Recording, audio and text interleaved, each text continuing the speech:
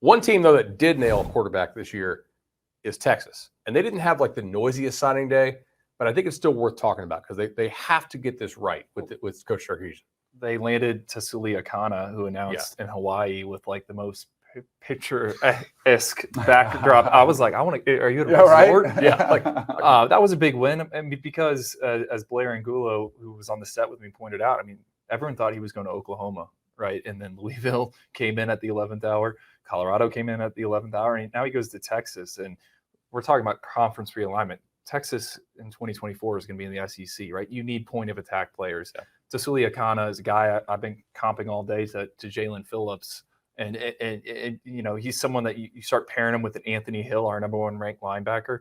Like their front seven is going to look pretty good. And we know you need that in the SEC. So I think Texas had an awesome day. And just getting Arch Manning's signature in the first place is a big deal. I think it's a deal that's going to keep reverberating too. Like it's not just like some of these kids, hey, I'm the leader of the class in this year. I think Texas will have an Arch Manning effect that also extends into next year's recruiting class as they go to the SEC. Even if he doesn't play a lot, and I'm sure he'll play some because they have Quinn Ewers there. But like, who knows if he wins the job? But that's got to have some staying power, right? Yes, absolutely. He'll still have relationships of guys he's met playing in high school, and it's just easier now to communicate with other players around the country. So he can be, which is what we saw when he committed in the first place, right? All of a sudden, instantly, he's like the Pied Piper, brings in a bunch of talent with him, is able to secure that. So it's a huge reason why Texas is there. I think that'll carry over to next year too. My thing with Texas isn't at all about the talent. They've had top 5 classes, top 10 classes. It's all right. Now it's on Sark. You have to do something differently that at the end of the Mack Brown era, the Charlie Strong, Tom Herman, that they weren't able to do was to actually cultivate that talent. And it's going to get a whole lot, tougher when he goes to the SEC too. So it almost feels like this year is sort of imperative for Texas to deliver on some of these recruits before they jump to the SEC, because that's when you could see a setback, but you've got to capitalize on this momentum now.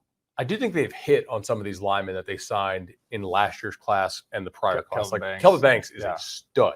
Mm-hmm. And they got more young guys, the right body types that I think you want. And honestly, that's probably one of the main reasons Arch Manning committed there. I mean, look, you got Steve Sarkisian, who has put guys in the NFL.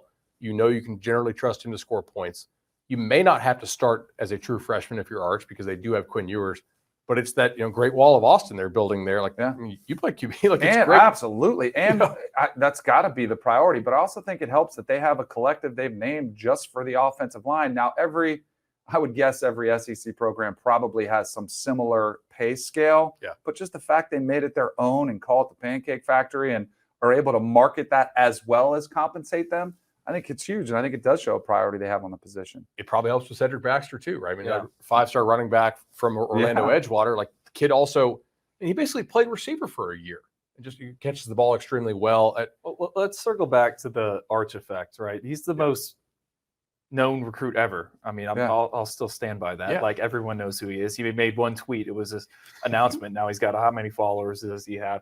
The kids are going to recognize him. And I don't think Texas finishes with the number 3 class if it isn't for Arch Manning. I don't think if we bust out the map, right, they get a 5-star running back from Orlando and then a kid announcing in Hawaii. Yeah, he goes to school in Utah, but he's originally from Hawaii. I mean, it grew the brand coast to coast. And yes, TV rights, all that is why these teams are jumping around, but it's also the increased exposure. Look at UCLA getting Dante Moore from Detroit. Do they get that if they're not making that move eventually? I think that's where we're seeing conference realignment as well. It's expanding that footprint. We saw with Texas A&M. Yeah, sure, some of that class is falling apart, but they were down in South Florida stealing Shamar Stewart last year. So something to think about with conference realignment.